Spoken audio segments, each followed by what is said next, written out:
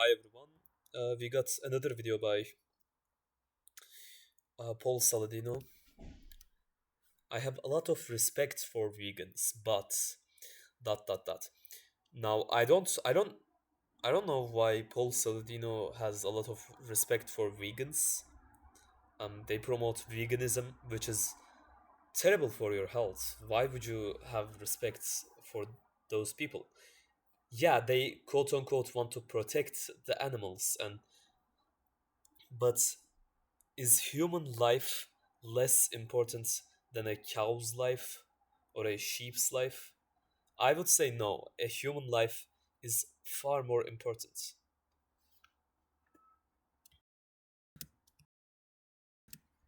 Of course, that doesn't mean that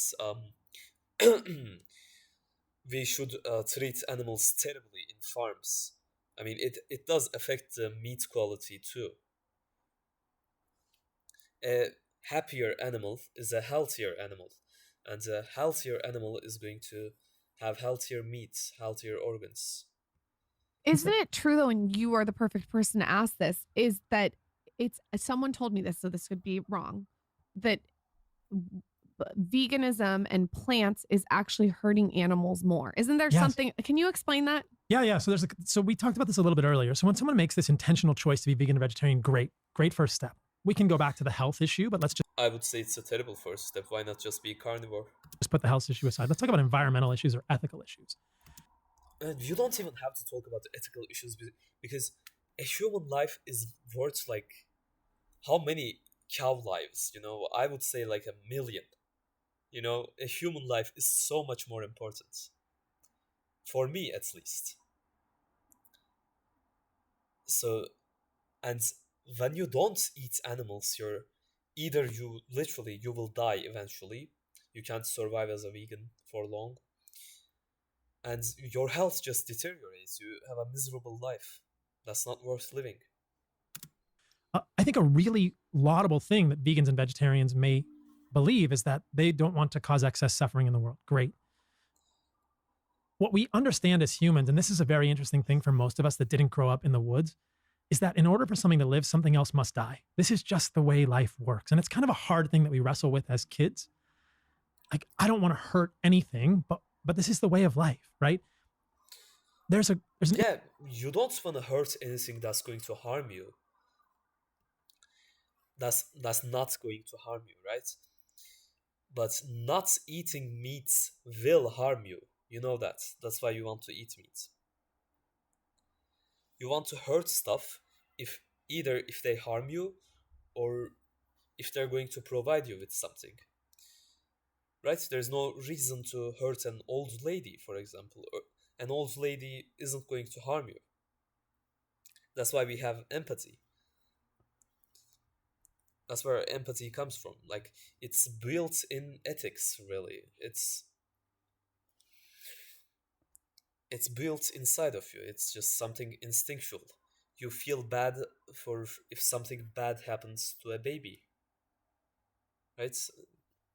They look cute to us, or a kitten. Well, we necessarily didn't adapt the empathy for kittens, but we adapted them for our babies, our own babies, and kittens kind of look like our babies, like with the big eyes and the cute face and stuff. That's why people find kittens and puppies cute. interesting woman named Lear Keith, who was a previous vegan. She became a meat eater. And she tells this story of having a garden.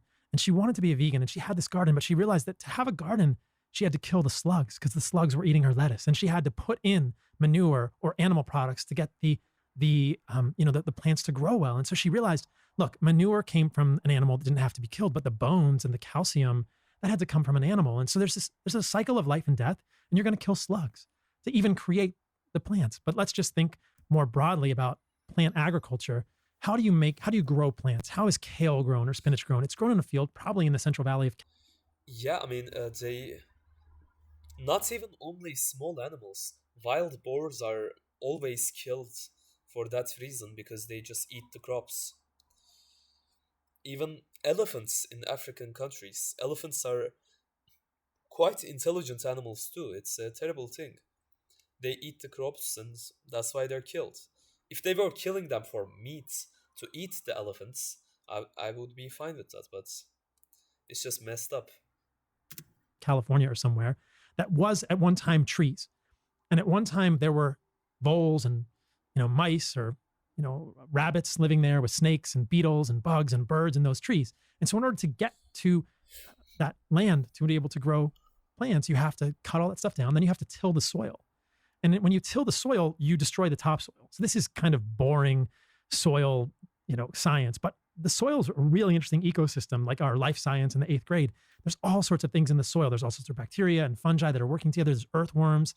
And when you till the soil, you release all the carbon dioxide in the soil. It just goes up into the atmosphere. So you're emptying the soil or the topsoil of the carbon dioxide. You're sort of destroying the soil. One way to kill ground and make it very bad for planting in your garden at your house or to grow plants is to till the soil. So at this point, you've leveled the trees, you've killed trees, you've displaced birds, potentially killed rabbits and voles and anything else living in the soil. When you're tilling, you're killing the things in the soil. Not to mention then harming the things that eat those things. Exactly. So think about the thousands, the tens of thousands of lives Yeah, that you are just lost destroy the ecosystem. in the creation of a field to grow plants. And then you're growing the plants. Hopefully you're not putting pesticides on those plants, right? And if you are putting pesticides, is it glyphosate or some other pesticide, which is water soluble and leading into the water table and is ending up in our water table. So now you're harming everything downstream of that, whether it's animals, anything else in the life cycle that is eating those animals is going to Humans. bioaccumulate the glyphosate. It's going to end up in our water supply. So unless you're purifying your water, it has pesticides and glyphosate in it. And then you might have to put nitrogen fertilizer back in the soil because without animal input into soil, you will quickly deplete the nutrients required to grow those plants. So this has been happening for generations. Yes, but when you put nitrogen into the soil is not only depleted of nitrogen, it's also depleted of copper, which is why animals in farms become deficient of copper and other trace minerals. So not only are they deficient in, like, not only do they need nitrogen, these fertilizers, but they also need the trace minerals. The soil needs that. When you disturb the ecosystem, it will always fire back. And if you talk to any farmer, I'm good friends with Will Harris, who runs White Oak Pastures in Georgia, and I've been to that farm. It's so fascinating. I mean, in the 1930s and 1940s, these sort of fertilizer salesmen made a killing because they came with this nitrogen fertilizer that was discovered sort of in the World War II effort, I believe. And it allowed plants to grow, but it's a fake solution. It's not actually the nutrients that animals put back in.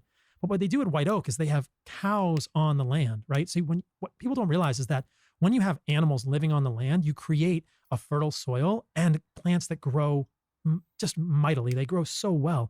That's how the grasslands in the United States were grown. Millions of bison pooping and peeing and walking and pressing their poop and pee into the ground, which moves all the nutrients back into the soil.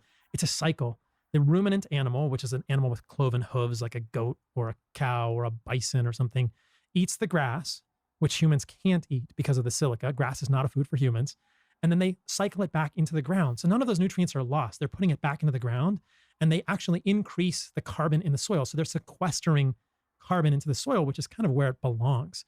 So there's a real difference between plant agriculture and animal agriculture. And what people also fail to understand. Yes, they will tell you that animal agriculture, the meat industry is bad for the planet, but that's not the case, obviously. Appreciate is that the way to have healthy plants is to put animals on the land because the poop and the pee from animals is what makes the soil healthy. And then you get amazing plants. The grass at White Oak Pastures is nuclear green and it's neon green. It's the brightest green I've seen. And there's bugs and birds. And when they move the cattle, I got to see them move 1,000 head of cattle from one field to another. These cows are so excited. They just run into this field and it's just all grass that's regrown over the last few weeks. It's just like a buffet for them of the best, most evolutionarily appropriate, healthy food for cows. And they just run in and they all spread out and they start eating this grass. And then Wow, that meat would be extremely high quality. there's birds and bugs. It's just the way life is supposed to be, right? It's mirroring the way that these ruminants have moved on the land. So there's a real stark juxtaposition between what happens when you grow plants and when you can grow animals if you do it correctly. Does that make sense? It makes a lot of sense. I've never heard it explained like that. It's very interesting. Yeah, so from a moral standpoint, like even if you are growing plants the way that we do now, like there's something is dying. I really like Paul Saladino. While I might not agree with the exercising and the high consumption of carbohydrates, I agree with pretty much everything else. And I Exactly. think So, like the underlying vibe of the self righteousness, because there is a little bit of Well, also I don't agree with the cooking. Yeah, self righteousness can sort of be eliminated now after learning that. Yeah. And look, you're going to have to kill one of those cows to feed a person.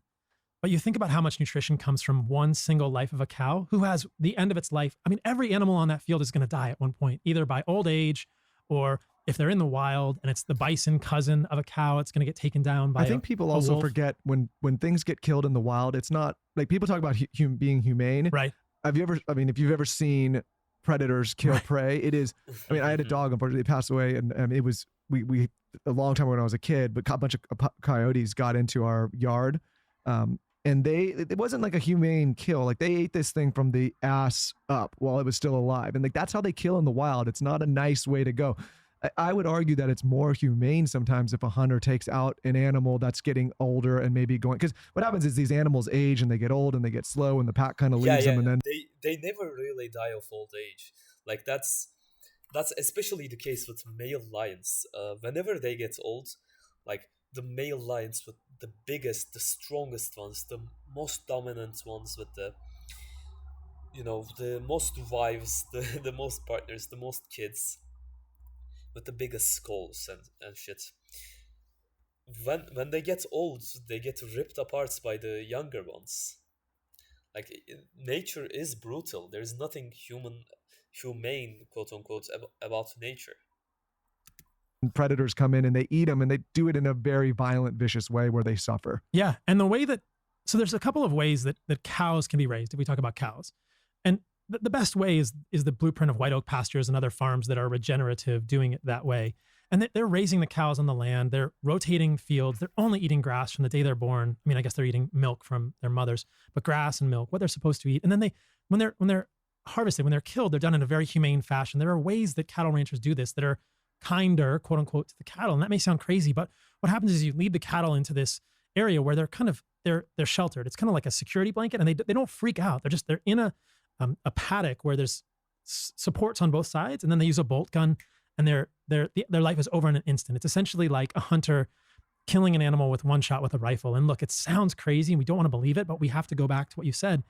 There's always death to support life, and so I think that just gives us an imperative as humans. If I'm eating any food on the planet, whether it's a piece of kale or spinach or a cow, I should understand and appreciate that and kind of do the best I can in my life to honor that cycle, because I will be a part of that cycle at some point in my life. I think people envision the way like some humans die of old age. That's a very wow. Paul Saladino, he's a very likable guy, and I also agree with him on basically everything except the like I mentioned, the amount of carbohydrates and the working out and the cooking meats. I don't agree with that either. But yeah, I agree with everything else. You go peacefully in your sleep. It's like that's not how it happens in the wild. They go and a pack of wild animals literally tears them apart limb from limb while they're still breathing and living. Like that's just how it goes. Yeah. Like that's the cycle of life out there in the wild. Exactly. Yeah, great video by Paul. He does give amazing information. His diet is obviously not perfect, but yeah, just great. I mean, he did do carnivore before, and he says he feels better now, but maybe he really does. Maybe he just has some genes that make him feel better off its carbohydrates. Who knows? But definitely not ideal diets. Like I definitely don't think, even if you're like genetically from the equator, like your ancestors had access to a ton of fruit, you would never be eating that much. Like no human on the planet could possibly eat that many carbohydrates. Also, why would you cook your meat? So there's that too. But he does eat stuff like raw liver, but he freezes it for some reason to kill bacteria, parasites, whatever. Some stupid bullshit. Frozen food isn't bad. Like, I don't. People keep saying that frozen is bad, but like, how much worse is it? Like, it can't be as good as fresh, right? That's for sure. Fresh is always better, but I really don't think frozen is that bad. I mean, it doesn't taste that bad. Usually, you can't even tell the difference. So, prefer fresh, but frozen is just fine. It's okay.